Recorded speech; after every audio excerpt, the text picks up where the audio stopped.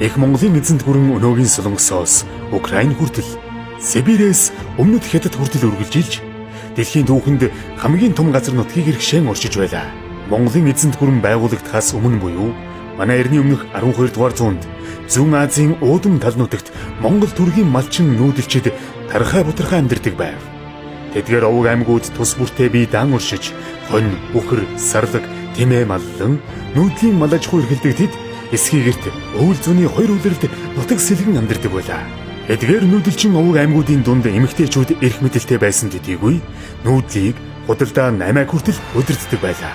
Харин эрчүүд ангөрөө байлдаан тэмцэлд голлох үүрэгтээ оролцсон. Сурвалжид Монгол гэр бүлд мэндэлсэн Тэмүүжний удирдлагад ор энэ байдал өөрчлөгдсөн юм.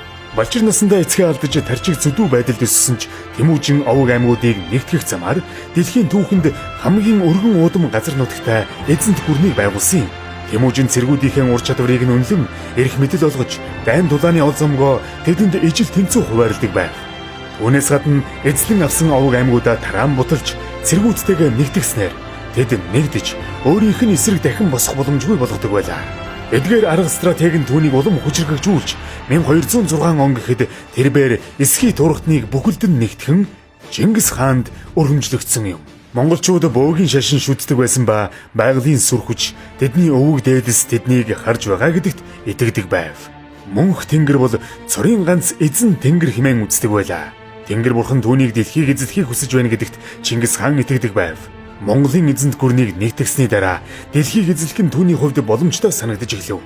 Монголчуудыг эсэргүүцсэн хэн бүхэн Тэнгэрийг эсэргүүцэж буйтай ижил байсан ба үүнийхээ төлөө цаазын ял хүртдэг байв.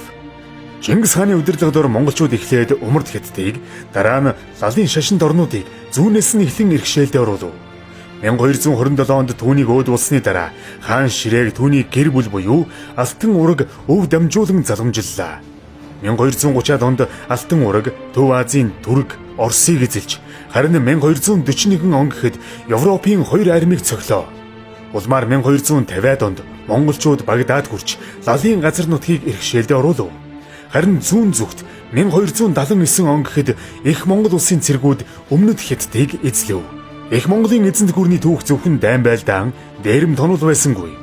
Монголчууд альва нутаг орныг эзлэхдээ улс төрийн байгууллагыг нь хэвээрүүлдэж, тухайн удирдагчийг нь нутаг орноо удирдан авч явахыг зөвшөөрөн хэвээрүүлдэг байлаа.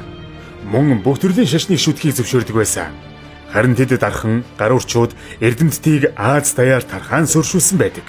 Тухайн үеийн Монголын эзэнт гүрний хамгийн үндсэнтэй бүтээгдэхүүн нь алтан торг байлаа.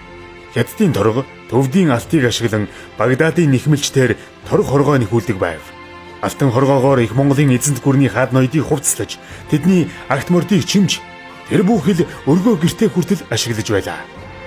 Евразийн дийлэн хэсэг төр засгийн хувьд ийхүү нэгдснээр торгоны зам дагуу худалдаа наймаа цэцгэлсэн ба Их Монгол улсын анх байгуулсан өртөө мордилч үүнд чухал нөлөө үзүүлсэн юм. Улмаар худалдаа наймаа далаа тэнгис дөрвжиж, ялангуяа Цэнхэр болон Цагаан Шаазангийн худалдаа түгэн дэлгэрсэн юм. Гэхдээ энэ байдал удаан үргэлжилсэнгүй. Хаанд засаглалтаа зарим улсаас ялгаатай нь Алтан ургийн гэр бүлийн ууган хүүд хаан Ширээг залгамжлуулдаггүй. Харин авга ах дүүнэр нь хоорондоо эрх мэдэл хаан Ширээний төлөө тэмцэлддэг байсан нь үүнд нөлөөлөв. 1260-ад он гэхэд Чингис хааны ач нар хаан Ширээний төлөө тэмцэлдэж, Их Монгол улсыг 4 тустай эзэнт гүрэн буюу ханилэгт хуваасан байдаг.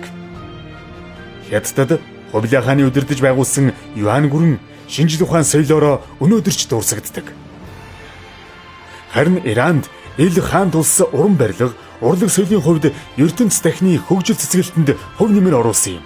Мөн Төв Азад цагаа дайн хаан тулсад төмөр түүний залгамжлагч Бабур тэргүүтнүүд мэндэлж их Монгол улсыг үндэслэв.